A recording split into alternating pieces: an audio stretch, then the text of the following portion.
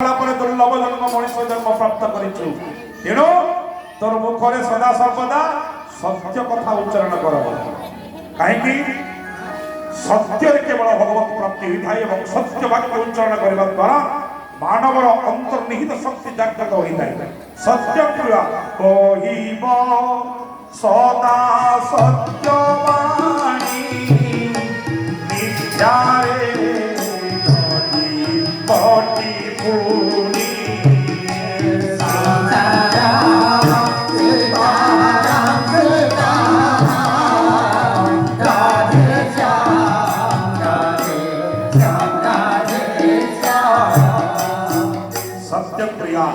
प्रिय प्रिय रे मनीष केवल सत्य कहले सनातन धर्म हो पारिबो नाही कोन दरकार प्रिय प्रिय वाक्य मुखरे उच्चारण कर मधुर विनय वचन कहितो शिव उत्तम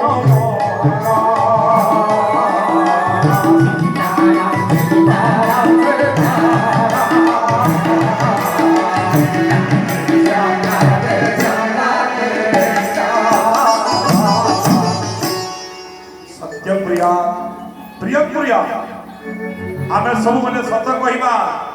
मुखरे सब बेले प्रिय कथा कहिबा प्रिय कथा समस्त मुखरे आसे नहीं कहीं ना कलिर प्रभाव मु का आक्षेप करू नहीं बहुत माँ मान अच्छा शाशु बहु के पटु ना शाशुकर कथा जब बहु शुणव ता मुहर कटु कथा बाहर बहुर कथा जब शाशु शुणव तार मुहर कट कथा बाहर कहीं ना समाज में गोटे गृह आउ गोटे गृह को गोटे झील आसुची दुही कूलर हिता दुहिता हिसाब से आसुची जेपरी शाशु माने निजर बहु को झील पर देखा कथा एवं झील बहु माने तांको माँ घरे जेमिति थिले शाशु मान को माँ पर देखिले केबे हेले कली हो नाही बोल वृंदावन बिहारी लाल के सत्य प्रियाद प्रिय प्रियाद न प्रियाद सत्य प्रिय गोटे निराट सत्य कथा किंतु सुनिबा पाई अप्रिय लागुच ताहा मध्य प्रकाश करना जेपरी बाहाना का दुर्घटना ट्रेन रे बहुत लोग मरिगले सुनिबा पाई को खराब लागुच ना नहीं मन भीतर गोटे खराब सृष्टि होची तेणु ताहा मध्य प्रकाश करना प्रियंचना नृतम प्रिया मिथ्या कथा होइथिबो सुनिबा पाई भल लागुथिबो ताहा मध्य प्रकाश करना हम बाटरे आसुनु आसला बेले 5 केजी सोना पाइलो 2 केजी रूपा पाइलो 7 केजी हीरा पाइलो एटा कहबा पाई भल लगुच कि मिथ्या कथा लोक को आनंद दौर कि प्रकाश कर ना ये हूँ सनातन ये महान धर्म आमर सत्य प्रियाद प्रियं प्रियाद न प्रियाद सत्य न प्रिया प्रियं चनानुतम प्रियाद एष धर्म सनातन सही सनातन धर्म को साक्षी रखी पत्नी रूप नारी पुरुष को वर्ण करिथा पत्नात् त्रायते इति पत्नी मन रखु माँ मैंने समस्ते पत्नी केवल विवाह करदेले पत्नी नुहे पत्नी क्या कहवा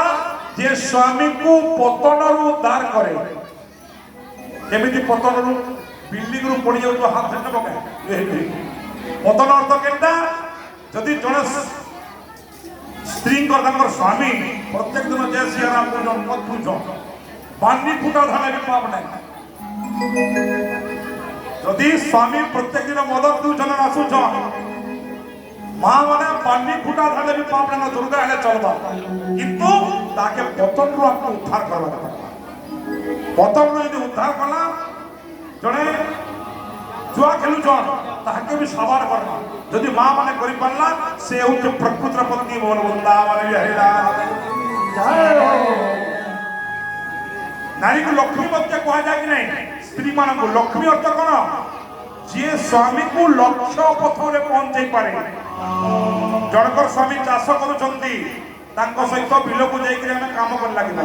जनकर स्वामी यदि चाकरी करुछंती 10टा पूर्व रोसई बा सरी जीवो स्वामी को खाना पीना देकरी टिफिन भीतर बिल भरी को ठेके जेडो के लक्ष्मी पर स्त्री पाई बोली कहा जाए नारी नौरी नारी जे कहार शत्रु है से होची नारी जेडो कार्तेषु मंत्री कर्णेषु दासी धर्मेषु पत्नी क्षमया धरित्री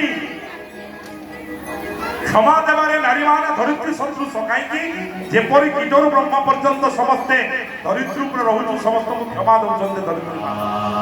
प्रत्येक नारी माने पुरुष मान को क्षमा दे थांती स्नेहेषु माता देखंतु स्नेह देवारे मां परी नारी माने कहीं 10 मास 10 दिन पर्यंत गर्भरे निज संतान को धारण करी धरा पुष्ट अवतार कला परे मां माने निज संतान प्रति जेतिकी वात्सल्य ममता थाए संसार नारी पाखरे सेतिकी वात्सल्य ममता न थाए एवं सेही जननी माने सेही मां माने संतान को जेतिकी स्नेह दे थांती पुरुष मान को सेतिकी स्नेह दे परिथांती शयनस्य रंभा शयन समय रंभा सुख दियंती अरण्य सखी लक्ष्मण सा प्रिया में आज चली सत्संग कार्यक्रम प्रवचन चली खाली यदि पुरुष विभाग रहिबे आ मां माने आसीबे नाही शोभा पाइबे मां माने कार्यक्रम को आसीबे आ तांको भितर टिके कथा वार्ता भी होते कुटुंब रहउते किंतु तथापि मध्य यदि सत्संग महिला नाहंती शोभा पाइबो नाही शोभा वर्धन पाई मां माने नित्यंत आवश्यक रंगे सखी लक्ष्मण सा प्रिया में त्रेतया युगरे रामचंद्र को लक्ष्मण जेपरि छाई परि खटुथिले प्रत्येक नारी माने पुरुष मान को छाई परि खटितांती तेणु पुरुष अपेक्षा नारी होछि महान बोल वृंदावन हरि नाम